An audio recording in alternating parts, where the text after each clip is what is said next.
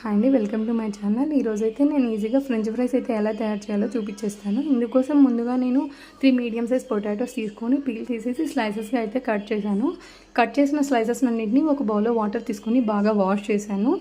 తర్వాత stove on చేసి ఒక వెడల్పాటి గిన్నె తీసుకొని అందులో వాటర్ ఇంకా సాల్ట్ యాడ్ చేసి బాగా బాయిల్ అవ్వాలి వాటర్. ఈ బాయిల్ అవుతున్న వాటర్లో ఈ స్లైసెస్ అన్నీ యాడ్ చేసేసి 40% కుక్ అయ్యేలాగా చూసుకోవాలి. ఇందుకోసం మీకు 5 నుంచి 10 నిమిషాలు అయితే టైం పడుతుంది. తర్వాత వీటన్నిటిని ఒక స్ట్రైనర్ సహాయంతో స్ట్రెయిన్ చేసేసి బాగా చల్లారనివ్వాలి.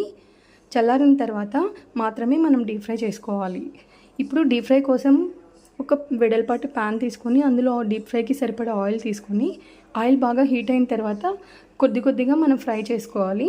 ఫ్రై చేసిన వాటన్నిటిని ఒక పక్కన పెట్టి బాగా చల్లారనిచ్చి సెకండ్ టైం మళ్ళీ ఫ్రై చేయాలి. అప్పుడే మనకి గోల్డెన్ ఎల్లో కలర్ అనేది వస్తుంది.